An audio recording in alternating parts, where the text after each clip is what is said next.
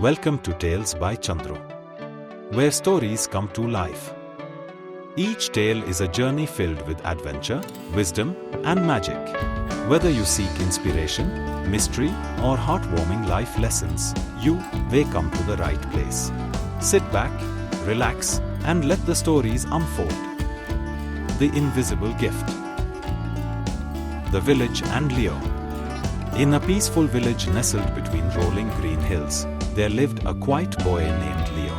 Unlike the other children, Leo didn't have the fastest legs, the strongest arms, or the loudest voice.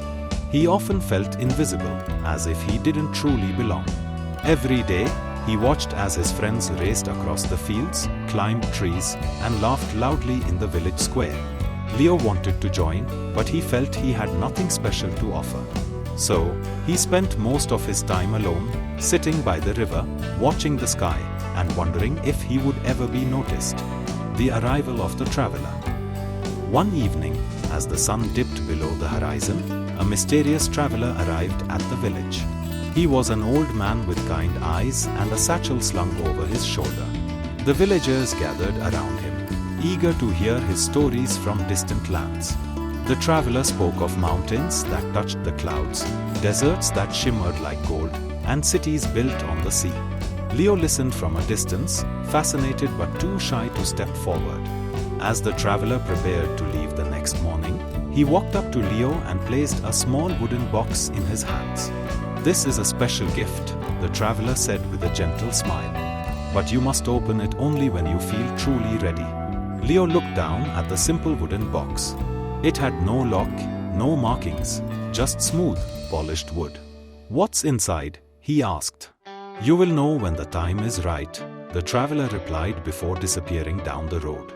Leo's acts of kindness. For days, Leo carried the box with him, wondering about its contents. He asked his mother, his neighbors, even the village elder, but no one could give him an answer.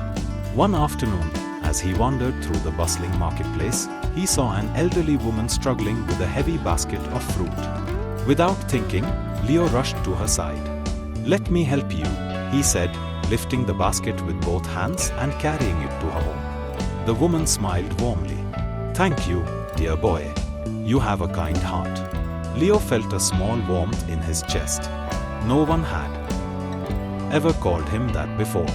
A few days later, he heard soft whimpers near the river.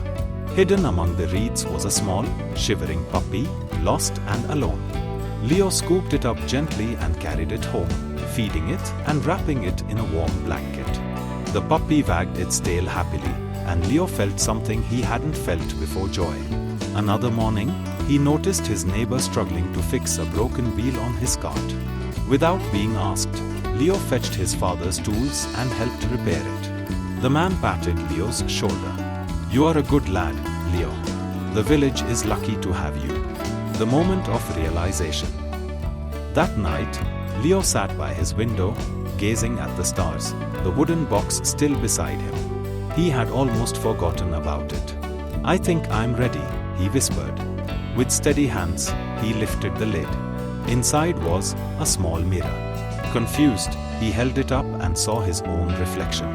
But this time, he didn't just see a quiet, unnoticed boy. He saw a kind-hearted soul who had helped others, a boy who had made a difference. Beneath the mirror was a small note. It read, "The greatest gifts are the ones we give to others." Leo smiled. He finally understood. He didn't need to be the fastest, the strongest, or the loudest to be special.